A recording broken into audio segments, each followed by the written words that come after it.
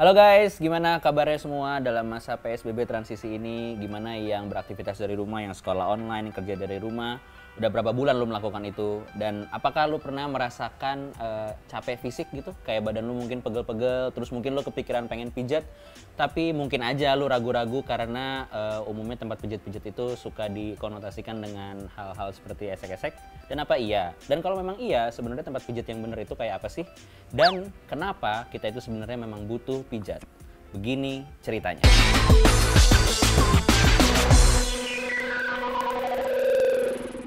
Jadi penelitian bilang kalau pijat itu bisa menaikkan hormon serotonin hingga 28% dan hormon dopamin sampai 31%.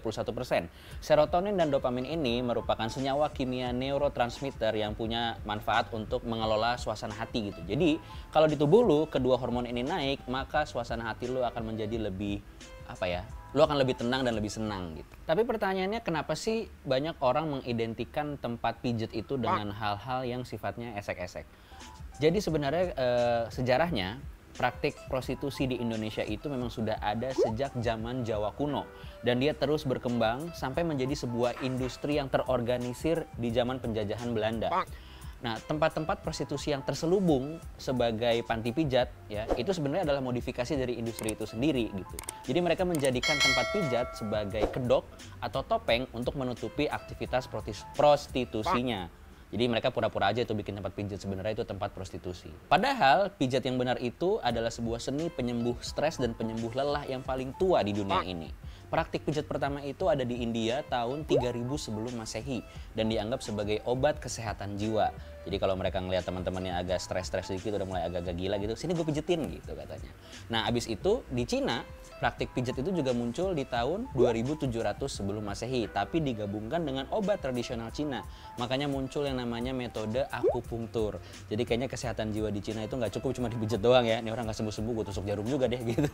Nah, sementara di Mesir itu praktek pijatnya ada di tahun 2500 sebelum Masehi, dan di Indonesia itu ada di abad 8 dan 9 sebelum Masehi, atau tahunnya itu 800 atau 900 sebelum Masehi. Ini bisa terlihat di relief-relief di Candi Prambanan dan Borobudur. Kita bisa melihat gambaran-gambaran di relief itu, ada gambaran raja dan ratu yang dipijat oleh dayang-dayangnya. Setelah runtuhnya kerajaan Majapahit di tahun 1450 Masehi, banyak orang pindah dari Jawa ke Bali.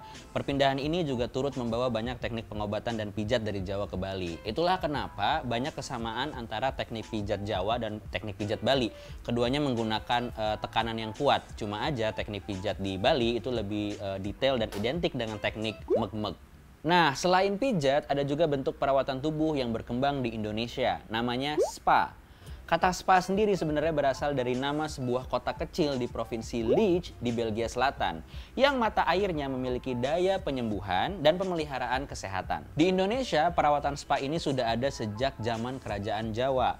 Ratus, lulur, boreh, dan balur badan yang disertai dengan minum-minuman jamu itu sudah dijadikan cara untuk mempersehat dan mempercantik diri para perempuan di lingkungan Keraton Jawa. Spa ini pun semakin berkembang di Indonesia di era 1990-an, di tahun 90-an. Seiring dengan munculnya gerakan Back to Nature atau gerakan kembali ke alam. Nah, gerakan kembali ke alam ini sebenarnya cocok banget dengan Indonesia yang memang kaya akan berbagai macam rempah. Nah, kekayaan rempah di Indonesia ini membuat berbagai macam bahan-bahan untuk pijat dan spa itu semakin beragam. Spa pun semakin diminati dan disukai orang-orang dan dibutuhkan oleh orang-orang. Karena kebutuhan spa ini tinggi, maka supply terapis spa yang berkualitas pun juga meningkat naik gitu. Ternyata profesi terapis itu sangat dibutuhkan di industri. Kondisi ini menjadi perhatian satu sekolah di Kabupaten Kudus, Jawa Tengah yang bernama SMK PGRI 1 Kudus. Nah, SMK ini punya jurusan tata kecantikan kulit dan rambut atau biasa disebut jurusan Beauty and Spa. Jurusan spa ini sebenarnya awalnya dibentuk untuk melestarikan budaya leluhur bangsa kita melalui teknik pijat dan rempah-rempah seperti yang tadi udah gue jelasin. Emang kenapa sih untuk mencetak SDM terapis yang bagus aja harus belajar di SMK? Emang nggak bisa gitu belajar pijat lewat kursus aja? Ngapain capek-capek belajar pijat 3 tahun di SMK? Gua kasih tahu ya. Salah satu yang membedakan SMK dengan kursus pijat adalah di SMK lu akan diajarkan teori dan praktek. Gue bahas dari teori yang diajarin di SMK PGRI 1 Kudus dulu ya. Jadi sebenarnya teori apa sih yang diajarin di jurusan ini? Jurusan SPA di SMK PGRI 1 Kudus ini membekali semua siswanya dengan teori SPA dan kecantikan. Tapi apa yang tadi gue jelasin di depan, itu diajarin juga di SMK ini. Mulai dari sejarah SPA sampai teori kecantikan. Inilah yang membedakan SMK PGRI 1 Kudus dengan kursus biasa. Teori lain yang diajarkan di SMK PGRI 1 Kudus adalah teknik memijat, yaitu teknik memijat tradisional Jawa dan Bali yang sudah sangat terkenal di seluruh dunia. Kenapa teknik pijat Jawa dan Bali yang diajarkan? Karena SMK PGRI 1 Kudus tahu bahwa kebutuhan akan teknik pijat Jawa dan Bali itu sangat besar di dunia ini. Karenanya SMK PGRI 1 Kudus mensupport kebutuhan ini. Tapi selain teknik pijat Jawa dan Bali, SMK ini juga mengajarkan teknik pijat internasional seperti teknik pijat Swedia yang menggunakan tekanan yang tidak terlalu keras dan cenderung lebih lembut. Ada juga teknik pijat Hawaii yang mengayun tanpa henti gitu ya. Jadi mungkin kalau lagi dipijat gitu ya, pegelnya udah kelar, mbak udah nggak pegel, berhenti. Oh maaf mas, ini Hawaii gitu. Dan juga teknik pijat Shiatsu dari Jepang. Semua teknik pijat internasional ini diajarkan di SMK PGRI 1 Kudus untuk memperkaya keahlian alumninya yang dikirim ke luar negeri. Kerennya lagi, siswa di SMK PGRI 1 Kudus ini juga diajari tentang teori, anatomi, dan fisiologi sebagai dasar dari pemijatan. Jadi di mata pelajaran ini, siswa di SMK PGRI 1 Kudus ini belajar soal struktur tulang, sendi, dan juga otot. Selain itu, siswa di SMK PGRI 1 Kudus ini juga belajar soal sistem organ tubuh manusia, mulai dari sistem peredaran darah, pencernaan, pernafasan, sampai sistem saraf. Pengetahuan ini kemudian dipadukan dengan teknik memijat yang benar. Pada dasarnya, ada 7 gerakan tangan khas pijatan Indonesia. Yang pertama adalah pressing movement atau gerakan menekan. Yang kedua adalah wiping movement atau gerakannya itu seperti menyapu. Yang ketiga ada pinch and squeeze movement. Jadi gerakan pijatan itu seperti mencubit. Habis itu ada pressing movement while rotating. Jadi dia udah neken terus dia berputar. Habis itu ada patting movement yaitu menepuk. Habis itu ada shaking movement yaitu menggoyang. Dan yang terakhir adalah warm up movement yaitu gerakan melemaskan. Jadi kurikulum di SMK PGRI 1 Kudus ini menggabungkan teori dan praktek. Hanya saja memang porsinya lebih banyak praktek. Dari 3 tahun pembelajaran aja, 1 tahunnya atau sepertiganya itu dipakai untuk langsung praktek di industri pijat dan spa. Dan siswa di SMK ini juga diajarkan public speaking untuk bisa berkomunikasi dengan konsumen. Selain itu, siswa SMK PGRI 1 Kudus ini juga diberikan yang namanya Teaching Factory di sekolah.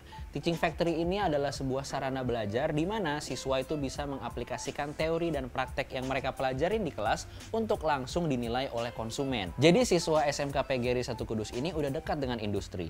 Itulah kenapa ketika mereka lulus, mereka akan langsung siap kerja karena sudah teruji kemampuannya oleh konsumen. Intinya, kurikulum di SMK PGRI 1 Kudus ini memang sangat spesifik dan unik karena diracik oleh pengajar bersama dengan pelaku usaha beauty and spa internasional. Sehingga kurikulumnya itu sudah standar industri, maka lulusannya akan memiliki kualitas yang memang dibutuhkan dunia usaha. Jadi kenapa kita perlu pijat? Ayo kita recap. Yang pertama, pijat akan meningkatkan hormon serotonin dan dopamin yang bisa membuat lu lebih tenang dan senang. Yang kedua, teknik pijat tradisional dari Indonesia, terutama teknik pijat Jawa dan Bali, merupakan warisan budaya leluhur bangsa yang dipadukan dengan rempah-rempah Indonesia dan cocok untuk perawatan tubuh kita. Yang ketiga, teknik pemijatan yang benar akan memperhatikan anatomi dan fisiologi tubuh manusia. Dan juga ditambahkan teori-teori lain yang juga diajarkan di SMK PGRI 1 Kudus untuk menghasilkan terapi spa profesional. Jadi belajar pijat itu nggak asal-asalan. Nah sekarang setelah lu tahu semua pendidikan yang dilalui oleh terapi spa, lu nggak ragu lagi kan buat pijat?